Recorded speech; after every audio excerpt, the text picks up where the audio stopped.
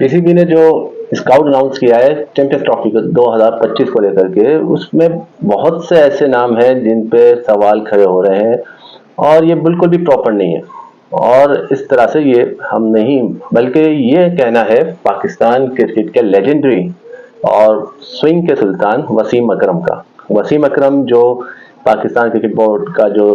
Selection committee है और जिसने ये 15 रुकनी स्काउट अनाउंस किया है चैंपियंस ट्रॉफी के और ट्राई नेशन सीरीज को लेकर, तो इस पे वसीम अकरम जो है वो बिल्कुल खुश नहीं है। और उन्होंने अपना एक प्रेस कॉन्फ्रेंस में जो बांग्लादेश में की है, जो बीपीएल के हवाले से थी, तो उसमें उन्होंने यही कहा है कि जो पीसीबी ने अनाउंसमेंट करी है स्काउट की, वो मैंने देख तो ली है, बेहतर है, लेकिन उसमें से कुछ नाम ऐसे हैं जिसमें बहुत सारे सवाल खड़े हो सकते हैं। For example Fahim Ashraf allrounder, और खुशदिल शाह जिनकी वापसी हुई है, फ़हीम अशरफ की वापसी हुई है, फ़खर जमा की वापसी हुई है, लेकिन इनमें से जो फ़हीम अशरफ है उनको उन्होंने टारगेट किया है। उन्होंने कहा है कि फ़हीम अशरफ जो है, अगर उनका पिछले लास्ट 20 गेम्स देखे जाए तो उसमें उनका सिर्फ जो है बॉलिंग एवरेज जो है वो 100 का है, 100 मतलब 100 रन के बाद उन्होंने एक विकेट हासिल की। और इसी तरह बैटिंग एवरेज देखा जाए तो वो सिर्फ और सिर्फ 9 रन का है। जस्ट इमेजिन के एक बैटिंग ऑलराउंडर या बॉलिंग ऑलराउंडर 100 के एवरेज से बॉलिंग कर रहा है और बैटिंग कर रहा है सिर्फ 9 के एवरेज से, तो ये है फ़हीम अशरफ। और फ़हीम अशरफ को वैसे भी देखा जाए तो फ़हीम अशरफ ने जो है अपना आखिरी जो इंटरनेशनल ओडीआई मैच था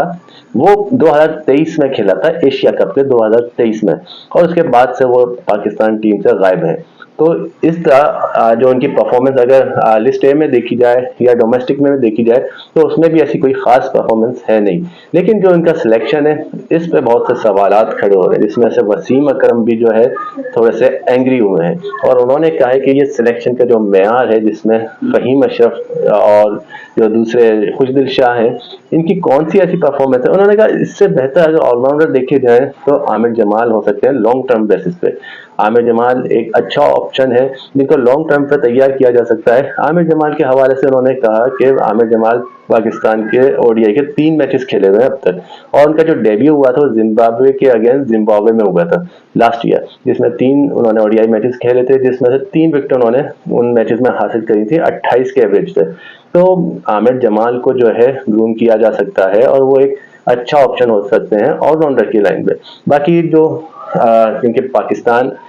उनका कहना भी ये सही है कि पाकिस्तान में तो सब कुछ हो सकता है, पाकिस्तान में क्या कुछ नहीं हो सकता। 2023 का जो ओडीआई वर्ल्ड कप हारने के बाद कप्तान चेंज हो सकता है, बाबर आजम जो है स्टेप डाउन हो सकते हैं, फिर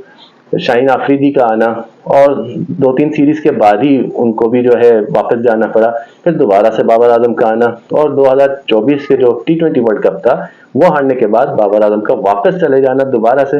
और फिर इमाद वसीम, मोहम्मद आमिर, इन दोनों की जो है दोबारा से कमबैक, रिटायरमेंट ले लेना टाइम से पहले पहले बाहर बिठा देना, फिर उनका रिटायरमेंट ले लेना, फिर उनको दोबारा से रिटायरमेंट से वापसी करा लेना, और 2024 का टी20 वर्ल्ड कप खिलाना, और फिर उसमें कोई परफॉर्मेंस नजर नहीं आई तो फिर वापस उनको बैठा देना। तो ये सारे काम पाकिस्तान में हो सकते हैं। तो फ़हीम अशरफ का जो चुनाव है वो भी इसी पस मंजर में है।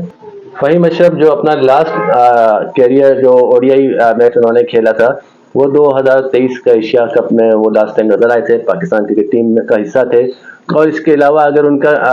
कैरियर की जो स्टेट्स देखे जाए तो फ़हीम अशरफ के जो है ओडीआई का batting average, career batting average जो है वो 10.66, 10.66 का है सिर्फ, और अगर बॉलिंग की बात की जाए तो वो है 46.3। तो ये जो है फ़हीम अशरफ का कैरियर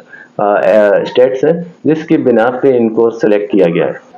इसके अलावा वसीम अकरम ने जो है अबरार अहमद को लेकर के भी बात की है कि पाकिस्तान सिर्फ एक स्पिनर, एक वाहिद इकलौते स्पिनर अबरार अहमद के साथ जा रहा है, और अबरार अहमद का भी जो एक्सपीरियंस है ओडीआई के हवाले से वो बहुत लिमिटेड है, सिर्फ 5 वो ओडीआई मैचेस खेले हुए हैं, जिसकी बिना पे उनको सेलेक्ट किया गया है, और सिर्फ एक स्पिनर के साथ, जबकि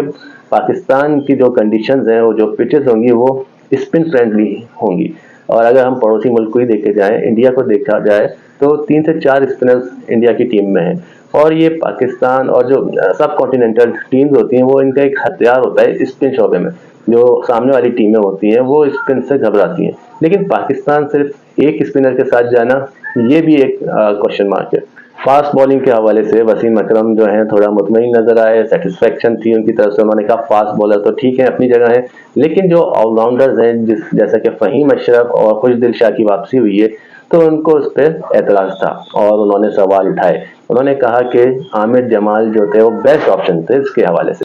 अब बात करते हैं रिकी पॉन्टिंग की, ऑस्ट्रेलिया के साबिक कप्तान और बेहतरीन बल्लेबाज रिकी पॉन्टिंग, जिनको बैठे बिठाए ख्वाब आया है और उन्होंने कहा है कि चैंपियंस ट्रॉफी के जो फाइनलिस्ट होंगे वो ऑस्ट्रेलिया और इंडिया होंगे, और ऑस्ट्रेलिया और इंडिया के दरमियान ये फाइनल खेला जाएगा। क्योंकि उन्होंने कहा कि ऑस्ट्रेलिया और इंडिया के पास इस तरह के प्लेयर्स हैं जो क्वालिटी प्लेयर्स हैं, जिनकी आईसीसी इवेंट्स में जो है पिछली कारकर्दगी बहुत आला है। इनका कहना अपनी जगह सही था, लेकिन साथ में रिकी पॉन्टिंग ने जो है इस बात को भी अलार्मिंग सिचुएशन करार दिया गया है जो पाकिस्तान की टीम है, हालिया परफॉर्मेंस है पाकिस्तान टीम की ओडीआई को लेकर के। उन्होंने कहा पाकिस्तान जो है एक खतरनाक टीम साबित हो सकती है ऑस्ट्रेलिया और इंडिया के लिए भी, क्योंकि पाकिस्तान ने जो सीरीज जीती ऑस्ट्रेलिया के अगेंस्ट ओडीआई 2-1 से, और साउथ अफ्रीका को जो है व्हाइट वॉश किया 3-0 के साथ, और जिम्बाब्वे से भी 2-1 से सीरीज जीती। तो ये जो है बहुत अलार्मिंग सिचुएशन होगी ऑस्ट्रेलिया और इंडिया के लिए।